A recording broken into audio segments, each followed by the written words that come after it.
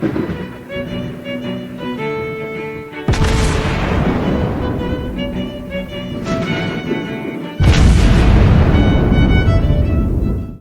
everyone, and welcome back to World of Warships Blitz with Terry.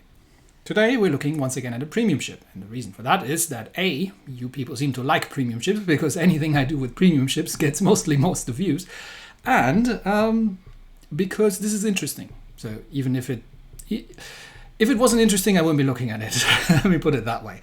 But because Wargaming just puts out more premiums than I can ever get to review, honestly. I just can't keep up. Even with 3 videos a week, and there's no way I can keep up with the amount of ship that comes out. Let's put it that way. I've still got lots of tech tree, and there will be more tech tree. We'll have another tech tree review this week, and I'll get to all of those things at some point. Also, all the questions that have been asked, but because this thing is in there, because it's interesting, and because it's Italian, and because it's a tier 9, so it's probably going to be rather expensive. There were 2 questions that I have asked myself. A, obviously, is it worth it? And B, what are these guns like? Because this is the Marco Polo, the Italian battleship that never existed. Well, to nobody's great surprise, really. But I mean, neither did the Lepanto, honestly. But it's once again not completely devoid of slight anchors in reality, because the Marco Polo gets an interesting set of guns. But we'll get to that in a minute. So before we talk about that, actually, let's have a brief look. And this is I'm going to take the camo off because this is going to be easier to see when I do that. So the very first thing that stood out to me was that rear turret. I was like, what in the world were they thinking when they built that rear turret? Look at the barbette that sits on. That's a massive target. And I mean, it would make sense if there was a Y turret in the rear that it had to superfire over, but there isn't. Right? It's just this massive thing that stands here. I was like, why would you do that? Why not? Why not just put it a little bit lower and get it lower into the ship so you have less things that you need to armor and expose. Because barbettes tend to be relatively heavily armored, and these things are heavy. They weigh many tons, and so this is a bit of an issue. So I started researching, because this is technically what Wargaming imagined would have been one of the developments of the Littorio class. And no, it's not the Vittorio Veneto class or the Roma class, it's the Littorio class. That's what these things were called. So I started looking into Italian battleships a little bit more, because I haven't really done an awful lot of research on these things. And it's very interesting to see, because you will see sort of the canon that Italian battleships the Italian Navy wasn't really that great in World War II, and the Italian battleships didn't do very well, and the British were kicking their behinds pretty easily in the Mediterranean. In fact, and then you have the other side, which is a lot less vocal, which is more around, well, these things were actually more advanced than what everybody else had. It's a little bit like the German technology sort of thing that you see occasionally in these sort of discussions. So the truth is probably somewhere in the middle. But this turret, this high-hanging or high-sitting turret, this high-sitting rear turret, and once you know it, if you look at the actual Vittorio Veneto, you spot it there as well. It just wasn't as pronounced because it doesn't look as big. But yes, it's here as well, right? It is there. The rear turret is sitting very high. So why is this? Why does this happen? And there was actually a point to this. So what the Italians were doing, you see these 150 millimeter secondaries here, right? So the idea was to get the rear turret superfiring of these secondaries, and you can see it pretty plainly that this is what it can do. So it's quite clear of the superstructure. So this turret would have had an absolutely amazing forward gun angle, and that was sort of the idea to say we're building these things. We're building these things for speed and for firepower, and we want to get all the guns on target. So we're going to have slightly more forward We're going to have situations where traditional battleships would only get their forward turrets to bear, but the Italians can actually get their rear turret to bear as well, because they have relatively good angles, because they can superfire over the 150s. And that explains why we have this high barbette, and that explains why they were happy to take that cost, because they were considering that even from an unfavorable angle, they would be able to get more guns to bear on target. That brings us to the actual guns. So let's do a couple of comparisons here. But before we do that, let's actually look at the guns just first. So these are 406mm guns, and this is why I was actually curious, because these are the first 406mm guns that we see in Italians. Because all the other Italian ships have the 381mm guns, which were actually built by the Italians, whereas the Marco Polo here has 406mm, which the Italians were considering, and while they were discussing the Littorio class designs, but they didn't even have schemas for it. So this was a common problem, right? You need to get a battleship out quickly, pronto, because you need to counter things like the French, and everybody was afraid of the Deutschland class. So you need to get a ship design out there. But then someone says, well, I would like to have 406mm rather than a 380s, or 16-inch instead of 15-inch guns. And you're like, okay, we don't even have a design for these things, so we're going to have to design them, test them, prototype them, build them. We don't have the manufacturing set up. We don't have the assembly line set up for these sort of things. We don't even know how they behave. All these kind of questions. So it was just quicker. It was just quicker to say, all right, we'll just take the 381s that we already have laying around and we know how to manufacture and we can make, rather than coming up with a new gun design. That's why these never existed. But they were definitely considered. So this three triple turrets with 406mm was one of the design drafts for what would eventually become the Littorio class. Right, so there are two ships that are somewhat interesting to compare this to. First of all, obviously, the Roma. Let's start with the Roma. Why is this obviously that we want to compare the Marco Polo with the Roma? Well, because the Marco Polo gets, Roma's skill set plus a little bit. So she gets the precise aim and rapid reload set that Roma has, but she also gets the scout plane, which it's a scout plane 1, so it's a 12% increase of firing range. And she also gets the semi-armor piercing shells. So we have 406mm semi-armor piercing now in the game, whereas Roma had HE, which makes Marco Polo technically more viable against destroyers. If we compare the rest, obviously Roma being a tier 8, the Marco Polo gets a slightly better armor. She gets a couple more hit points, a little less maneuverable. The reload is longer on the guns. But of course they are hitting harder on the armor piercing, and you get the semi-armor piercing damage. Once again, the difference between the SAP and the AP in alpha damage is not actually great. So it's more a destroyer blapping thing.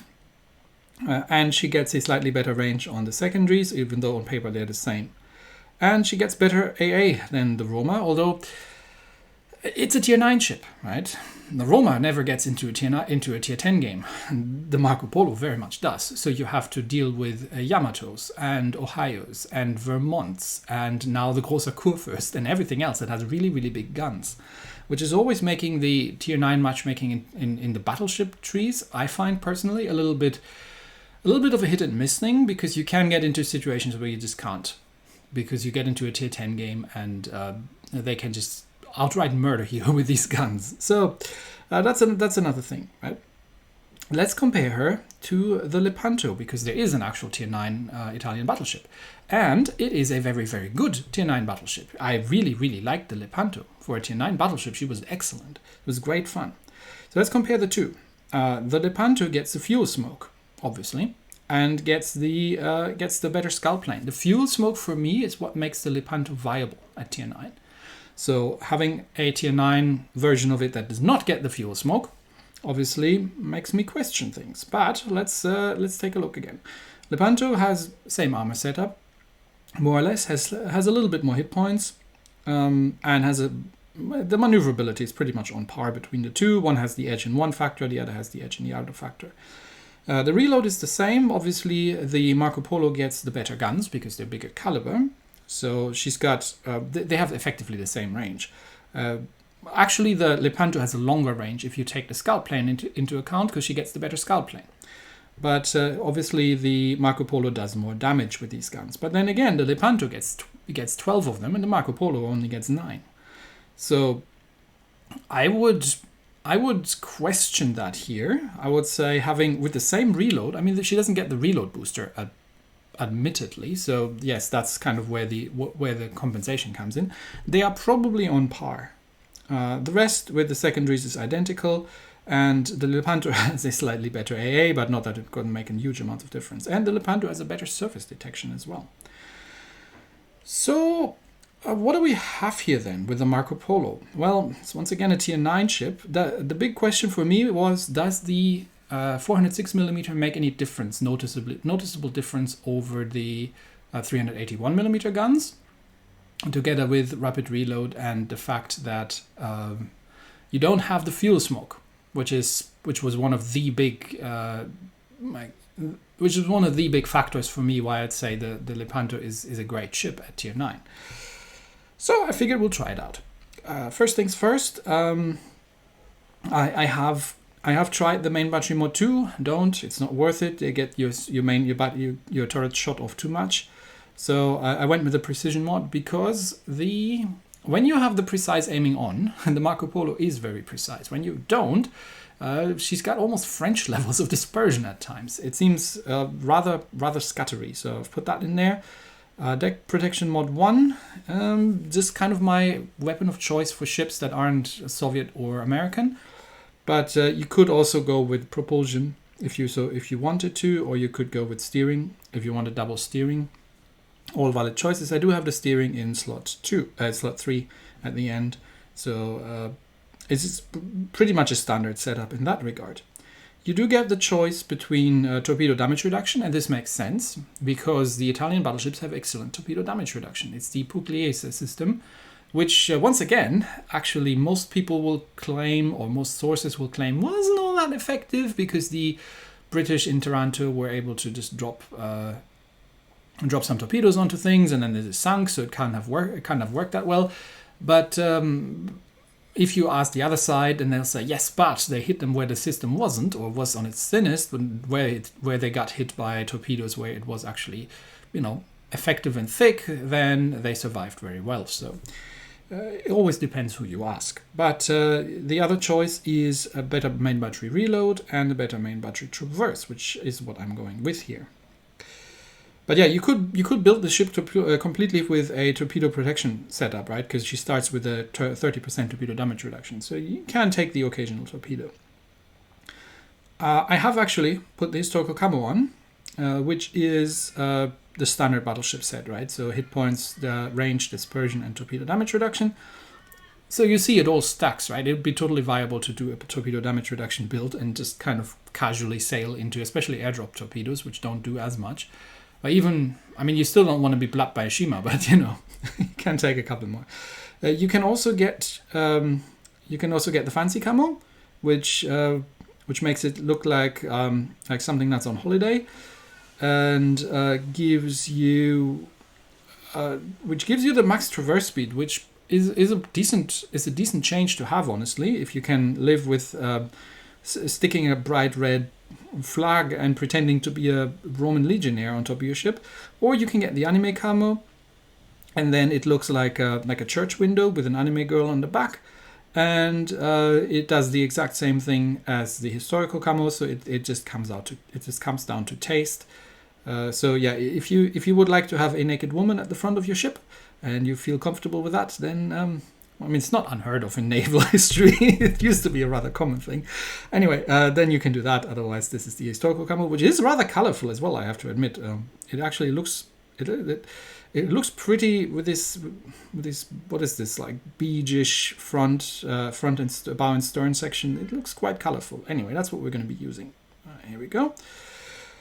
And then obviously you have a captain in here who is not suitable to be shared with the tech tree Italian battleships, but very much suitable to be shared with the Roma, for example. So if you already got, because Roma has been around for a while and has a bit of a reputation of being overpowered, you have a very capable Roma captain, and he probably fits right in here. So what I've done is kind of standard set here. Obviously fire supremacy, because you want one on each. I have taken the generalist over the exploit weakness because, yeah, well, you're tier 9 and you will have to face Worcesters, Smolensks, Frieslands, and carriers of all denomination. The marksman skill, obviously, and the master reloader, and then you most likely want the extinguisher. And I have actually used close quarters combat. You could also use the demo expert, but I like playing. I like going after destroyers in Italian battleships because it's just so much fun. And then having better secondary dispersion is not a bad thing to do. But yeah, you would obviously not take the IFHE skill. This is you wouldn't have taken that on a Roma either. I would have gone with the APCS because the armor-piercing penetration is probably still greater than the semi-armor-piercing penetration, even though the SAP does a bit more alpha damage. So why boost the weaker factor when you can boost your strength? So that's what I would go with there. But yeah, that's it. Let's get into some battles and answer the question if this is a tier 9 Roma and if it's worth getting it.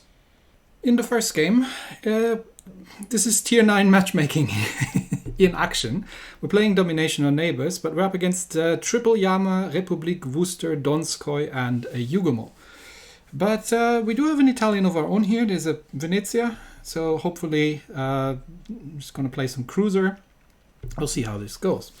Now, you'd think that having the bigger guns would, sort of improve the firepower that we had over the ship. And generally, even with the Lepanto, you could absolutely stand up against the Yamato and at close range score a Citadel if you have the armor piercing loaded. So this might probably work with these things as well. The thing is obviously that if you're up against destroyers, you want the semi-armor piercing. So there's always the usual choice. And we're spawning next to Venezia and Somers. Let's see where the Somers is going. But we'll head over to A-Cup and probably hang back a little bit and see if we can spot where all those Yamatos are. Because coming under concentrated fire from one of those things is not something I'm particularly enjoying. I am switching to armor piercing because we are going to see things that we can shoot at with AP, which is basically everything except the Yugomo.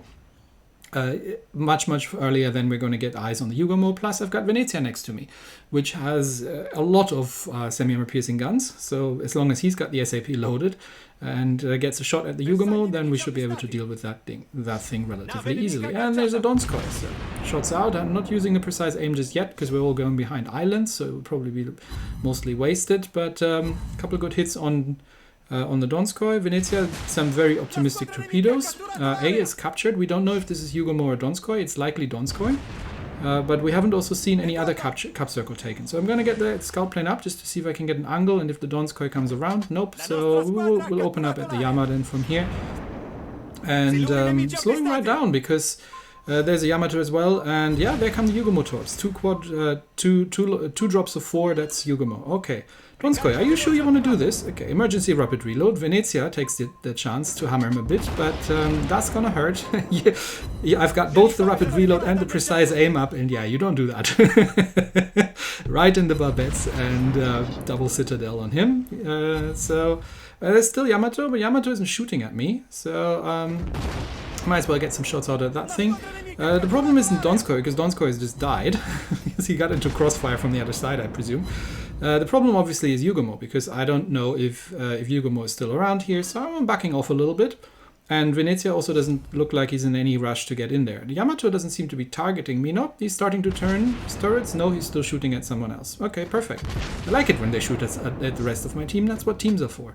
So let's just whittle down that Yamato a little bit. And it looks like Venezia is coming along, so let's get into the capture circle and find out if the Yugumo is still in it.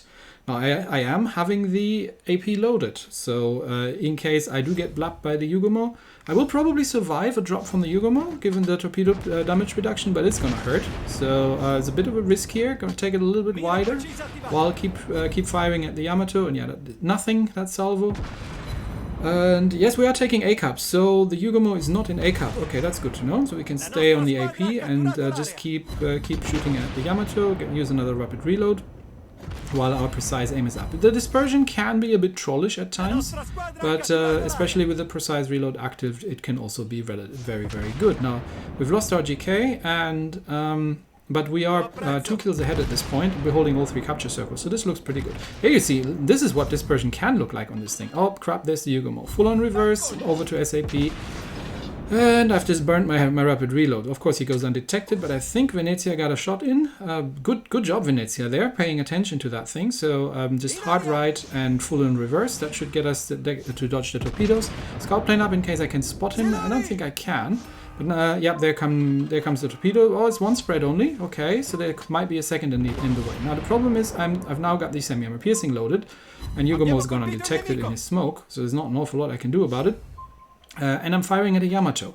I don't know what that Yugumo is going to be doing next. Is he going to come around and drop some more torpedoes in my direction? He might be. So for the time being, I'm going to stick to the semi-armor piercing, which means that if I'm shooting at Yamato, I obviously want to hit him in bow or stern because semi-armor piercing can't overpen.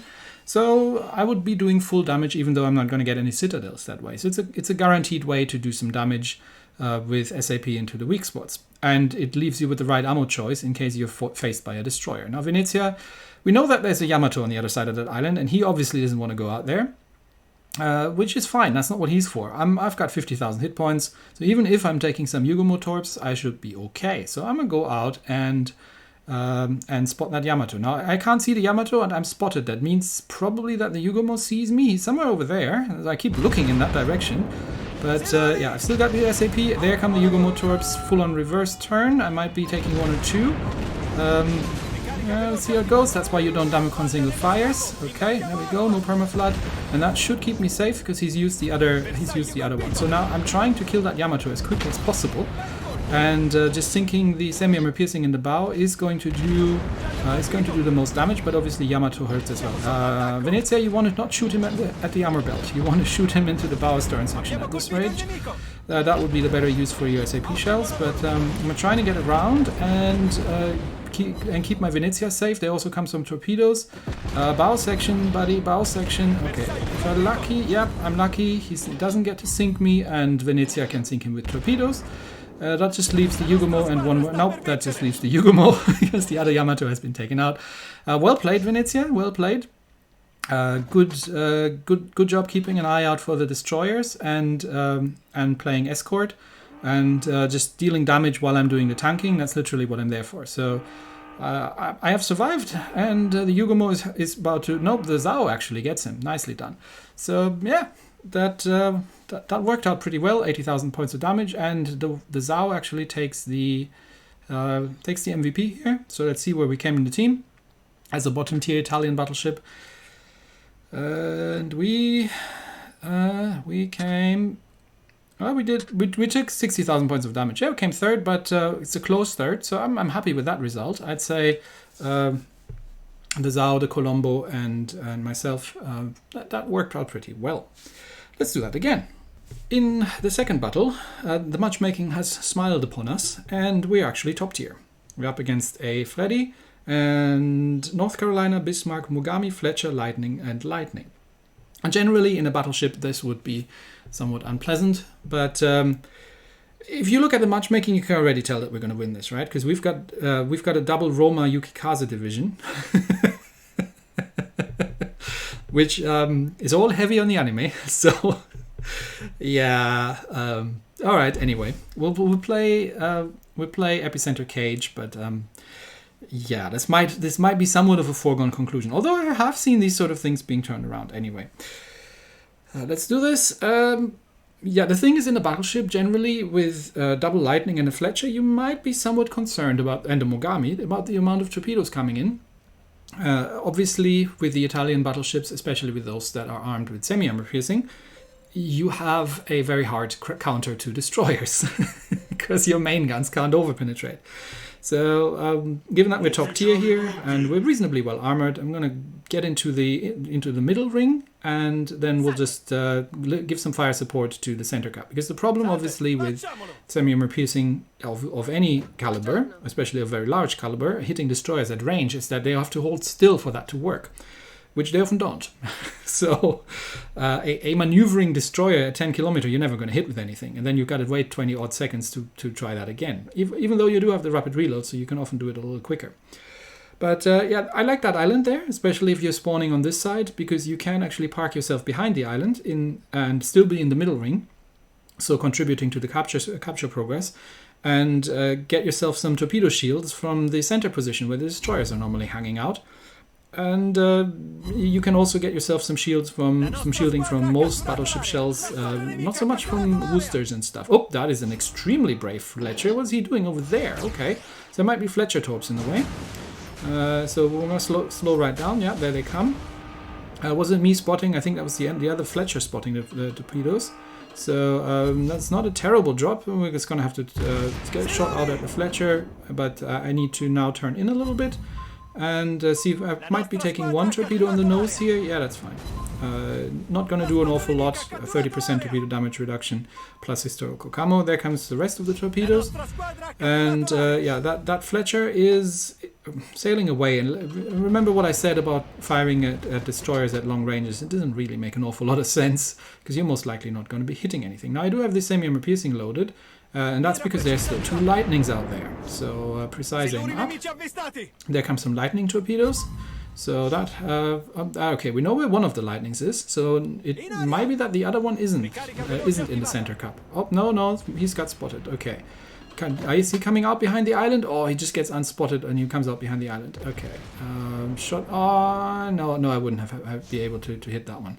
But maybe I can hit the one in the middle. So rapid reload up. Let's see where he's going. And he doesn't seem to be paying attention because he's in a dogfight with the other destroyer. Yes, please give me a broadside. Good night. Okay, that's the lightning taken care of. And that's the center cup secured. And we still have that Fletcher on the left side though. And he seems to be getting the better of our friendly Fletcher. So once again, I'm going to have to take the torpedoes into account, nose towards the enemy, because yes, he's starting to shoot at me, which is well, he's going to try to set a fire, assuming that I will Damacon set fire, and then he's giving me a perfect broadside at 7 kilometers, but RNGesus says nope, and I get 2 out of 6 guns on target. Now, obviously, I'm going to have to wait for the inevitable torpedoes to come around. There they are, and just wait for. They seem to. There's only there's all 4 of them, so it was a widespread. No, 5 of them actually. It was a widespread, but yeah. I knew you were coming. Okay, the Freddy has got enough, so let's get this SAP into the bow section, switch to AP. And he's actually better target, bow towards the Freddy and the torpedoes. There was a Mogami out there. Everything's in smoke right now, but I'm still detected. Yeah, there's a Mogami. Let's see if we can teach him what happens if you give broadside to these Italian guns at a range, and I have both the rapid reload and the precise aiming up. Yeah, that happens. And the Freddy has just committed suicide by Yukikaza, I believe. So I don't think he's getting out of that one alive. And Yukikaza's on the run, which means I'm going to have to deal with Fletcher if he comes around. No, Freddy's still alive. Now we've back to the SAP. Yeah, that's a dead Mogami. So if that Freddy is not going to die to Fletcher torps, and he did. Yeah. So then it's just that Fletcher out there. So given that we have no cruisers, I'm going to play cruiser right now and see if I can catch myself that Fletcher, because this is a 1 game obviously, so I can have some fun with the Fletcher over here. I don't have the precise aim up, so dispersion is going to be questionable, but that hurt. So that's a one-shot Fletcher at this point. Now he'd probably drop torpedoes because he's once again trying to set me on fire. So we're going to be nose in. There come the torpedoes. Yeah, no, I might be taking one here once again. Don't care. Waiting with the Damacon. Nope, no flood, so that's all good. Second chance, fully broadsiding Fletcher. RNGesus says nope, he survives. Okay, but he's on perilously low health, so he smokes up, which Well, if he wanted to play Stealth Destroyer, would work. Now the thing is, I sort of know where he is, and if this was a British destroyer, I wouldn't be doing what I'm doing right now, because they can ripple fire their torpedoes. But with an American destroyer who cannot, I am going to get myself into proxy detection range. There come the torpedoes. Yep, I'm going to take 1 or 2 of those, but that's not going to kill me. So that's 1 torpedo and 2 torpedoes. That's a Flood Damacond, and that's a dead Fletcher, if I have to say anything about it. So yeah, that's the sort of thing you can do with Italian battleships. Now, while we're trying to get into range using the scout plane of whatever is left back there, and try and see if we can sneak another kill here, is she worth it compared to a Littorio? I don't think the bigger guns are making that much of a difference. I mean, they're very, very good guns, and they obviously hit harder. We got some sneaky shots out at maximum range, whatever that is. But we got him. It was a Bismarck, and that was game. Yeah, it's the guns obviously are better. Plus, you do get the rapid reload, which makes up for the lack of the 4th turret. But honestly, for the price, she's not as unique, I would say. I think it's perfectly viable to play a Lepanto, because you also get the fuel smoke. And the fuel smoke, in a couple of situations here, would have come in really handy, right? So, for example, when I was rushing that Yamato, fuel smoke would have been great. When I was rushing the destroyer, fuel smoke would have been great, because then he wouldn't know where I was and would have blind fired his torpedoes. So all these kind of things that you can do in a Lepanto, even with the 381mm guns and without the rapid reload, it's a good ship. So is the Lepanto. So if you want to have a tier 9 Roma, good ship. Don't expect it, I'd say, to be as powerful as Roma per tier, because of tier 9 matchmaking, and because obviously you get into these kind of tiers. But yeah, there you go. That's the Marco Polo, the tier 9 premium what-if version of the Littorio class, where it could have been. And that's it for me today. Thanks everybody, and I'll see you next time.